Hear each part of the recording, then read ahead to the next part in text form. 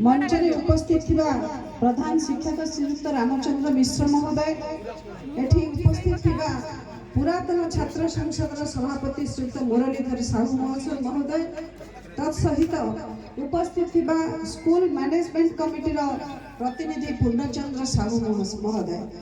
एइथिपाई सेमानकर ना सर्वप्रथमे नेबाकु मु आग्रह कली, कारण सेही मानकर उद्यम रे ही आज 50तम सुवर्ण जयंती पालन होउछि।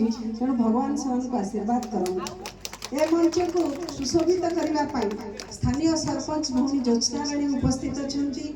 हमर अति प्रिय सांसद श्रीयुक्त संबित पात्र महोदय एठी उपस्थित अछंती। सर्वोपरि ए अंचलर झियो गोड़ीमाटी सहित परिचित एवं जड़े सुवक्ता हिसाब रे परिचित, कम बयस रे निज राजनैतिक दक्षता प्रतिपादित करिपारिथिबा, सांगठनिक कौशल प्रतिपादित करिथिबा एवं सर्वोपरि आपण मानकर झियो हेले भी मोर मध्ये से झियो, कारण मो पुअर क्लासमेट एकाठी पाठ पढ़ुथिले। मो कोड़े बसिक तार फोटो बहुत निश्चय सोशल मीडिया रे भाइराल हेतिबो। से भली मोर अति प्रिय विधायक महोदय श्रीमती उपासना महापात्र, आज अतिथि मानक मु समस्त स्वागत करुछि। एठी उपस्थित थिबा एई अनुष्ठान उच्च विद्यालय समस्त कर्मकर्ता बंधुगण, शिक्षक शिक्षयित्री माने एवं एही अनुष्ठान सहित एही अनुष्ठान रे छात्र रूपे छात्री रूपे परिचित होइतिबा, शिक्षा अध्ययन करथिबा सेही बळे समस्त पुरातन छात्र संसद समस्त सदस्य मानकु, पुरातन छात्र छात्री मानकु एवं पुरातन सहित वर्तमान समस्त हार्दिक हार्दिक स्वागत जनाऊँगी। आखपाख अंचल जो मैंने गोटे दिन ए अंचल एक शिक्षार आलोकवर्तिका प्रज्वलित हो जो मैंने सहयोग कर समस्त बुद्धिजीवी मानू समस्त को हार्दिक स्वागत जनाऊँगी।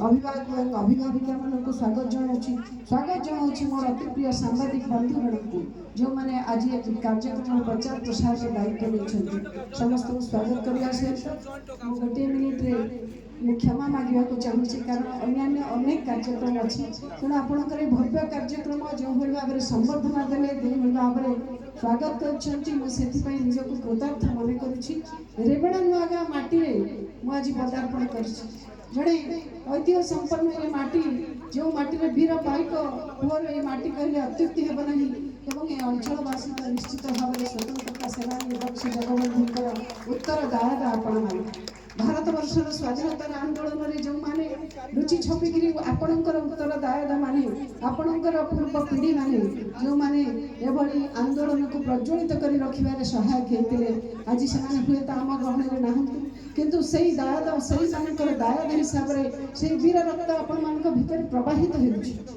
आज स्वाधीनतार 75 वर्ष पर भारत वर्ष एक अमृत काल दे गति करुछि। आम देशर प्रिय प्रधानमंत्री उद्घोषणा करिसेंति आमे खूब शीघ्र अर्थात 2047 मसीह स्वाधीनतार 100 वर्ष पूर्ति करने को जाऊँचे एवं 100 वर्ष पूर्ति कला बेले भारत विश्व श्रेष्ठ अर्थनीति युक्त राष्ट्र हो। भारत विश्वगुरु आख्यारे आख्यायित हो। भारत जो आध्यात्मिकता जो संस्कृति परंपरा ताहा विश्व दरबार में श्रद्धा लाभ करें जानी।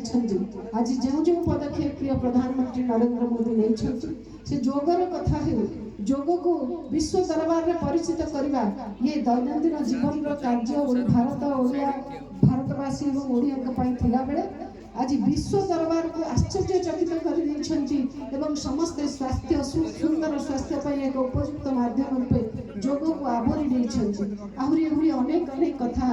तेणु आज विश्व गुरु रे गोटे समय जो भारत वर्षर मुनि ऋषि मैंने निनादित करुले कृणन्तु विश्व मार्जम आमे एभली श्रेष्ठ अच्छे एवं आम उपर गुरु दायित्व अच्छे आमे विश्व को श्रेष्ठ कर गुरु दायित्व नहीं। आज पुणी विश्व गुरु पद में आख्यायित होता भारत वर्ष को पुणी विश्व गुरु स्थान स्थानित करवा ये हूँ प्रिय प्रधानमंत्री लक्ष्य। आमे समस्त भारतवासी आमे ओडिया आम ओडिशा राज्य गठन होती बहु पूर्व आम भाषा साहित्य संस्कृति अत्यंत समृद्ध।